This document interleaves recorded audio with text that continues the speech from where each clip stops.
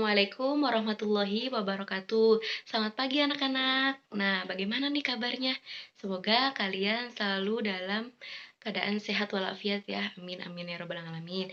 Kembali lagi di mata pelajaran biologi. Nah, sebelum kita melakukan pembelajaran, alangkah baiknya kita berdoa terlebih dahulu ya, supaya pembelajaran kita selalu diberi kemudahan dan kelancaran oleh Allah SWT. Baiklah, berdoa dimulai.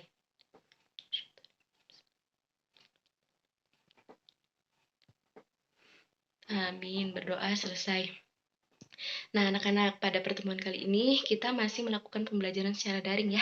Tidak apa-apa. Semoga pembelajaran secara daring ini tidak mengurangi rasa semangat kalian dalam belajar ya. Amin. Sebelum kita lanjut ke pembelajaran kali ini, Ibu sudah menyediakan presensi melalui Google Classroom. Nanti kalian isi presensi kalian ya. Isi nama dan keterangannya. Ibu kasih tenggat sampai pukul 8:15. Jangan ada sampai yang telat ya anak-anak. Oh ya, untuk tugas yang telah Ibu berikan minggu kemarin mengenai klasifikasi makhluk hidup, nanti kalian masing-masing kumpulkan ya melalui Google Classroom. Nanti Ibu sediakan formnya.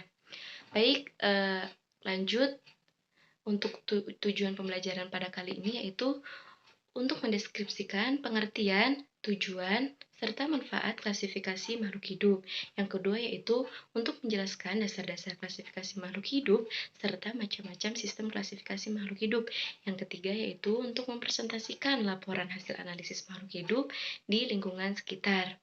Nah, anak-anak, sebelum kita masuk ke pembelajaran selanjutnya nih mengenai klasifikasi makhluk hidup, ada yang masih ingat nggak? Kemarin kita membahas mengenai apa aja ya? Ya, betul sekali. Kita pada minggu kemarin membahas mengenai pengertian, tujuan, dasar-dasar klasifikasi makhluk hidup, dan manfaat ya.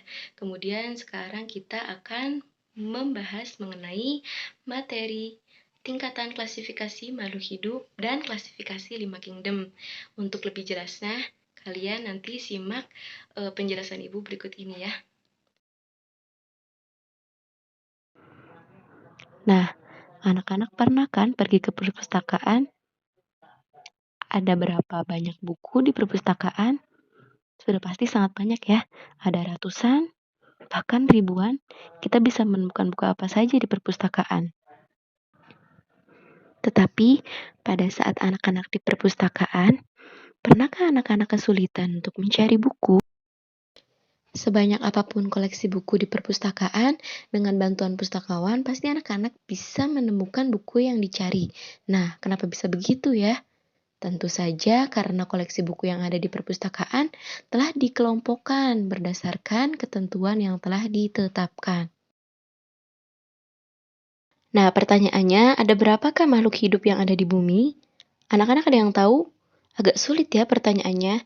Baiklah, kalau kita ambil contoh hewan, itu saja sudah sangat banyak ya anak-anak. Mulai dari semut sampai gajah, dari yang ukurannya kecil sampai yang ukurannya besar, semuanya itu ada.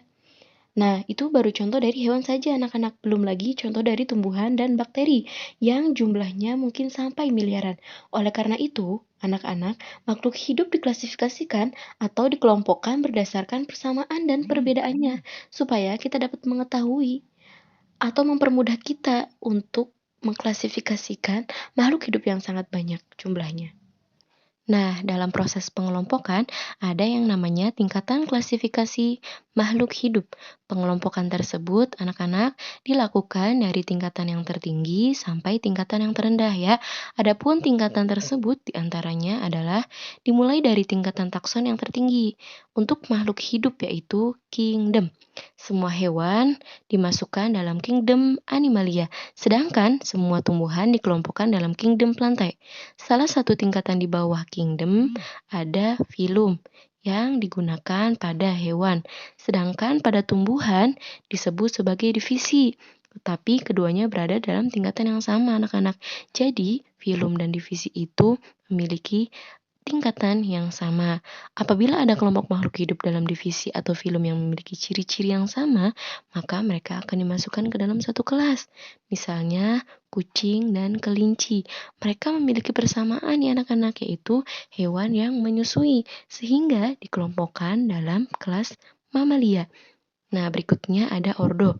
Ordo merupakan takson yang tingkatannya lebih rendah dari kelas. Misalnya nih anak-anak, ordo karnivora yaitu hewan pemakan daging. Di bawahnya ada tingkatan famili. Pada tingkatan ini terdapat sebuah kelompok yang berkerabat yang memiliki banyak persamaan ciri. Contohnya anak-anak, kucing, harimau, dan singa. Mereka memiliki kekerabatan yang dekat sehingga dikelompokkan dalam satu famili yang sama, yaitu Felicidae. Nah, selanjutnya ada genus yang terdiri dari satu kata dan huruf pertamanya diawali dengan huruf kapital dan ditulis dengan miring atau di garis bawah. Dan yang terakhir, anak-anak, adalah spesies tingkatan takson paling rendah dan memiliki satuan dasar klasifikasi. Nah, spesies ini adalah kelompok makhluk hidup yang bisa melakukan perkawinan antar sesamanya dan akan menghasilkan keturunan yang subur atau fertil. Jadi itu anak-anak tingkatan klasifikasi dalam makhluk hidup. Nah, tingkatannya ada kingdom, tingkatan yang paling tinggi, kemudian filum, kelas, ordo, famili, genus, dan spesies. Itu adalah merupakan tingkatan yang paling tertinggi hingga terendah. Setelah mengetahui tingkatan klasifikasi makhluk hidup, kita beranjak ke klasifikasi 5 kingdom. Nah, ilmu pengetahuan dari zaman ke zaman terus berkembang nih anak-anak, termasuk dalam sistem klasifikasi. Pada awalnya, Aristoteles mengelompokkan makhluk hidup menjadi dua, yaitu kingdom animalia dan kingdom plantae. Pada pembelajaran kali ini, kita akan membahas mengenai sistem klasifikasi 5 kingdom yang dikemukakan oleh Whittaker. Jadi gitu anak-anak, yang pertama ada kingdom Monera yang merupakan organisme tertua yang menghuni bumi.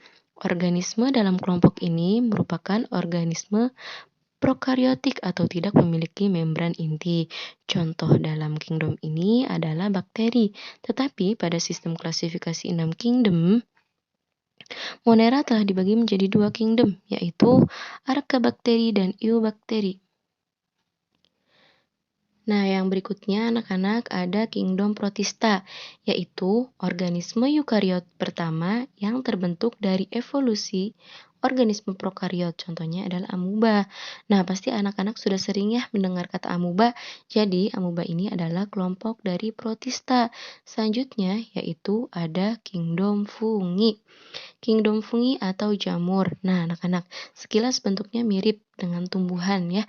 Akan tetapi kelompok fungi ini tidak memiliki klorofil sehingga dia tidak bisa masuk dalam kingdom plantae.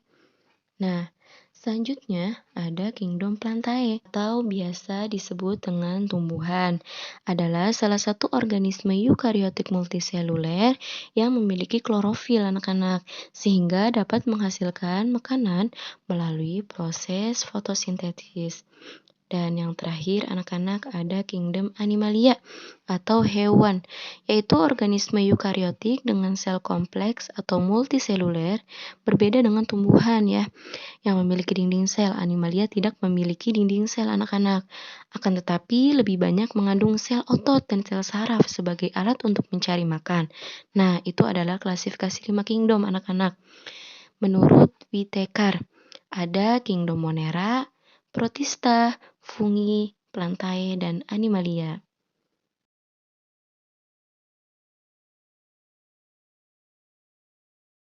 Itu merupakan penjabaran materi pembelajaran pada pertemuan kali ini anak-anak. Nah, kesimpulan pada pembelajaran kali ini yaitu tingkatan klasifikasi makhluk hidup dari yang tertinggi yaitu ada kingdom, filum, kelas, ordo, famili, genus, dan spesies. Sedangkan klasifikasi 5 kingdom menurut Whittaker yaitu ada kingdom Monera, kingdom Protista, fungi, plantae, dan juga kingdom Animalia. Nah, untuk mengetahui pemahaman kalian mengenai materi pembelajaran yang Ibu sampaikan pada pertemuan kali ini, Ibu akan memberikan tugas pada kalian semua ya.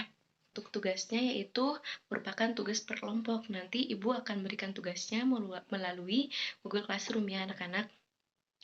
Baiklah, nanti jika ada yang masih ingin ditanyakan, nanti kita akan bahas bareng-bareng melalui Google Classroom ya, supaya kalian dapat lebih paham lagi mengenai materi kali ini. Baiklah, mungkin itu saja materi yang dapat Ibu sampaikan. Kurang-kurangnya Ibu mohon maaf. Semoga kalian semua dapat memahami pembelajaran pada kali ini dengan mudah, dan jangan lupa jaga kesehatan, banyak-banyak minum air putih, dan jika ingin keluar rumah, jangan lupa memakai masker dan jaga jarak. Semoga kita semua selalu terhindar dari wabah penyakit COVID-19 ini ya. Amin amin ya robbal alamin. Mungkin itu saja, mari kita akhiri pembelajaran pada kali ini dengan bacaan hamdalah. Alhamdulillahirabbil alamin. Billahi taufiq wal hidayah. Wassalamualaikum warahmatullahi wabarakatuh.